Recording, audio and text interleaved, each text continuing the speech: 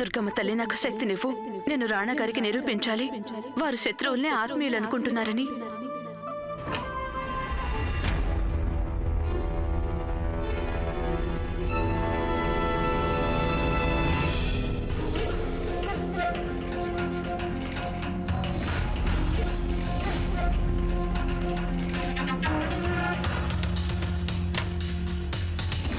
నిన్ను చూస్తుంటే పాపమనిపిస్తోంది గాయత్రి. ఎందుకు చేస్తున్నావు ఈ యుద్ధం? వదిలేయొచ్చు కదా. నువ్వు ఎలాగో ఈ యుద్ధం ఓడిపోయావు కదా. గెలుపు ఓటమి సమానులు తేల్చుకుంటారు. నువ్వు ఈవిడ నాకు సమానులు కానే కారు. నాతో పోరాడేందుకు మీకు ఏమాత్రం అర్హత లేదు. నువ్వెన్ని ప్రార్థనలు చేసుకుంటావో చేసుకో గాయత్రి. ఈసారి మాత్రం భగవంతుడు కూడా నీకు సాయం చేయడు. నీ వేళ్ల తరబడి చేస్తున్న తపస్సు ముందు 3 నాళ్ల ముచ్చట లాంటి నీ ప్రేమ దేనికి పనికిరా. మీరొకటి మర్చిపోతున్నారు. మీరొక సుమంగళితో మాట్లాడుతున్నారు. సుమంగళి గనక తలుచుకుంటే యమరాజుని ఎదిరించైనా సరే తన భర్త ప్రాణాల్ని వెనక్కి తెచ్చుకోగలదు. నేను రాణాగారితో కలిసి 7 అడుగులు నడిచాను. 4వ అడుగు వేస్తున్నప్పుడు అగ్ని సాక్షిగా ఓ వాగ్దానం చేశాను, నా భర్తకి ఎటువంటి ఆపద రానివ్వనని. రాణాగారికి హాని తలబెట్టే ముందు మీరు నా మృతదేహాన్ని దాటి వెళ్లాల్సి ఉంటుంది. నీ మనసులోని కోరిక తప్పక పూర్తవుతుంది గాయత్రి. మరో 2 రోజుల్లో పౌర్ణమి వస్తోంది. ఆ రోజు మేము పెదరాణియమ్మ ప్రతిజ్ఞ చేసి చెప్తున్నాం, మిమ్మల్ని చితిపై పడుకోబెట్టి తీరుతాం. చూస్తూ ఉండండి. మీరేం చేసుకుంటారో చేసుకోండి. రాణాగారికి నిజమేంటో తెలిసేదాకా నేను ప్రాణం వదలను. సులక్షణ అసలు రూపం ఏంటో అందరికీ తెలిసి తీరుతుంది. మీరంటున్న పౌర్ణమి రాత్రికే కారు మేఘాలు చెదిరిపోతాయి. అసలు నిజం అందరి ముందుకి వస్తుంది. గుర్తుంచుకోండి. అది చూద్దాం.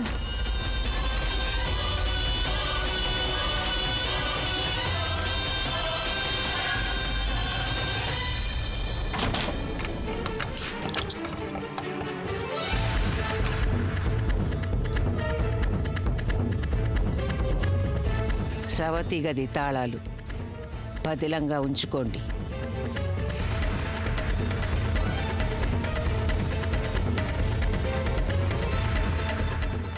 దగాకోరులను చూశాను, కానీ మీలాంటి వారిని ఎక్కడా చూడలేదు. కృతనిశ్చయం ఉంటే ఆటగాళ్లు పనికిరాని పావులతో కూడా పందెం గెలుస్తారు. గాయత్రి భార్య అయ్యుండి కూడా రాణా గారిని నమ్మించలేకపోయింది. కానీ మేము సొంత నానమ్మ కాకపోయినా గెలిచేశాం.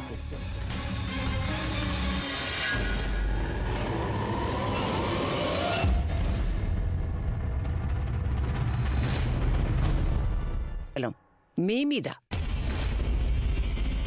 అసలు మీరే కావాలని గాయత్రికి ఇవ్వకూడని మందులేవో ఇచ్చారు కనుక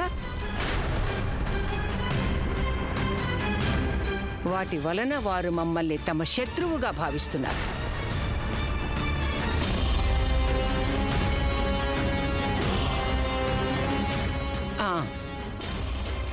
మా వల్ల కూడా చిన్న పొరపాటు జరిగిందని ఒప్పుకుంటున్నాం. ఏమిటంటే మేము ఈ నాట్యగత్తెని ఈ మహల్లోకి రాణి సులక్షణ అని పొరబడి తీసుకురావడం జరిగింది. దారుణంగా మోసపోయాం మేము.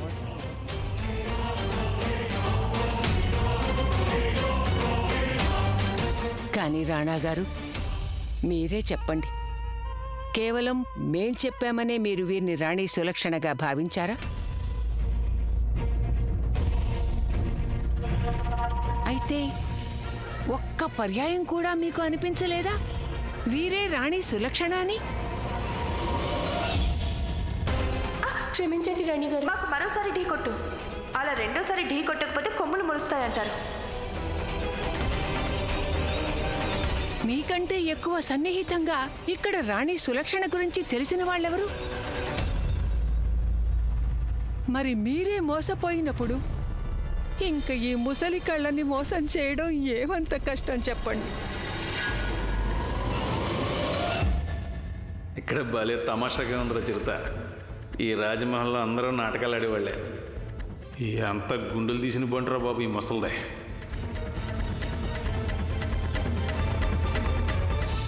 మీరు మోసపోయి ఉండొచ్చు, కానీ ఆ ముసుగు స్త్రీ ధరించిన నల్ల చీర మీ గదిలోనే నాకు దొరికింది పెదరాణి అమ్మ. అప్పుడు మా కారులో బాంబు పేలినప్పుడు నేను దాని గురించి ఎవరికీ చెప్పలేదు. మేము మహల్కి వచ్చి రాగానే మేము చెప్పకముందే మీకు ఆ విషయం తెలిసిపోయింది. అదెలా జరిగింది చెప్పండి?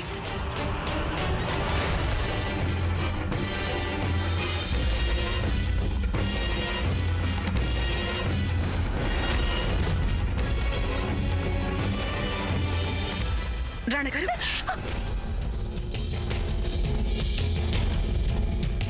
రాణగారు,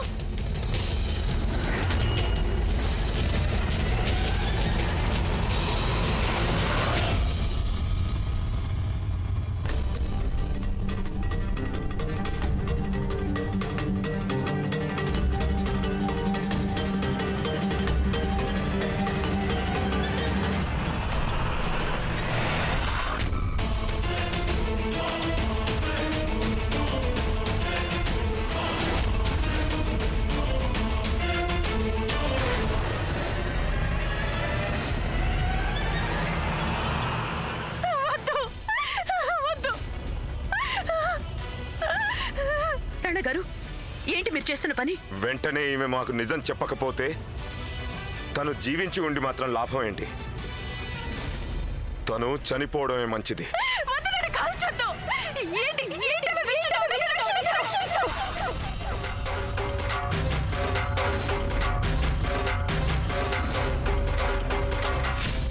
నీ మోసం వల్ల మా మీద ఇన్ని ఆరోపణలు చేస్తుంటే నిన్ను మేము రక్షిస్తామని నువ్వెలా ఆశలు పెట్టుకున్నావు?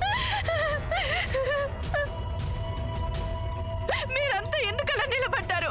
రాణగారిని ఆపండి, వీరు నన్ను చంపేస్తారు.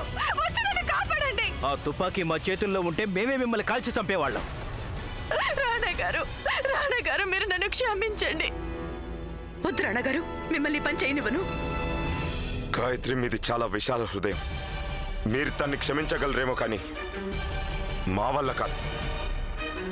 తను మమ్మల్ని మీ నుండి దూరం చేయాలని ప్రయత్నించింది.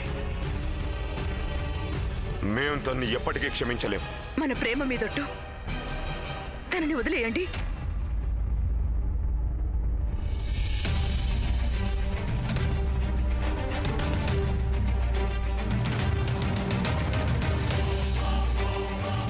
మీరు చెప్పారు కనుక మేము తన ప్రాణాలు తీయడం లేదు.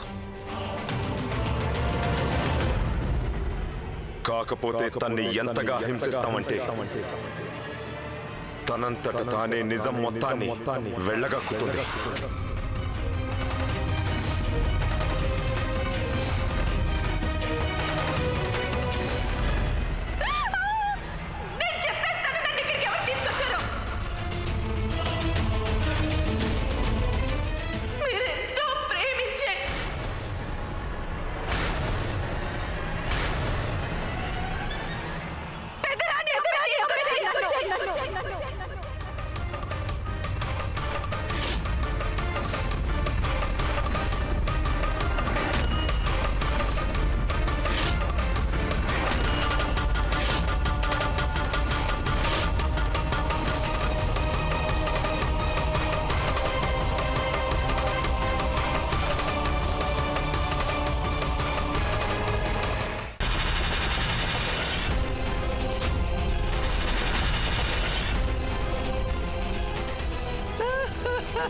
పెదరాణి అమ్మా,